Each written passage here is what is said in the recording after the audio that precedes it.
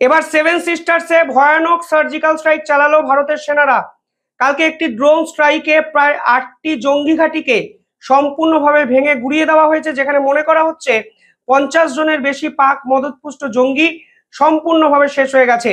কেন হঠাৎ করে ভারতের সেনাদের এই ধরনের অ্যাগ্রেসিভ অ্যাটিটিউড?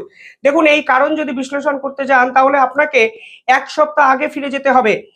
আসাম রাইফেলস অর্থাৎ ভারতের সেনাবাহিনীর সদস্যদের উপর নির্মমভাবে অ্যাটাক করার ঘটনা কিন্তু ভারতের উত্তর পূর্বের দুটো জায়গায় আমরা পেয়েছিলাম এক সপ্তাহ আগে, যেখানে আসাম এবং নাগাল্যান্ড এই দুই জায়গার সেনাঘাঁটিকে আক্রমণ করেছিল এনএসসিএন নামক এক বিদ্রোহী গ্রুপ, যাদের পিছনে আন্তর্জাতিক অনেক শক্তি আছে বলে অভিমত।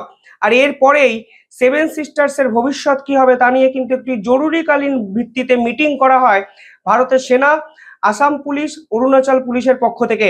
এবং সেই মিটিং এর পরই কার্যত ধরে নেওয়া হয়েছিল যে এবার হয়তো ভারত পাল্টা প্রতিশোধ নেবে এবং অ্যাজ ইউজুয়াল কালকে মায়ানমার বর্ডারের ভিতরে ঢুকে এই এনএসসিএন এর বিদ্রোহী যে জঙ্গি ঘাঁটিগুলো ছিল সেগুলোকে সম্পূর্ণভাবে গুড়িয়ে দেওয়া হয়েছে। মায়ানমার সরকার কার্যত নীরব, কারণ তারাও মনে প্রাণে চেয়েছিল এই বিদ্রোহী গ্রুপগুলোর অবসান হোক। এরা কিন্তু 1988 সাল থেকে পৃথক নাগাল্যান্ড তৈরির জন্য আন্দোলন শুরু করেছে।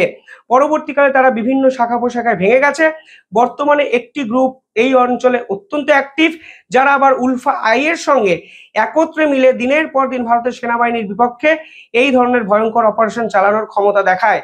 আর ভারতের সেনারা কালকে বুঝিয়ে দিলেন যে সেনাদের সঙ্গে পাঙ্গা নিলে কি হতে পারে।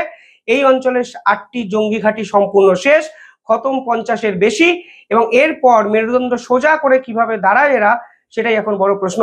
মনে রাখবেন, এদের পিছনে কিন্তু বিদেশি শক্তিরা আছে, ফলে এই আক্রমণ আসলে সেই বিদ্রোহী গ্রুপগুলোর যত না লেগেছে তার থেকে অনেক বেশি লেগেছে সেই বিদেশি অপশক্তিগুলোর।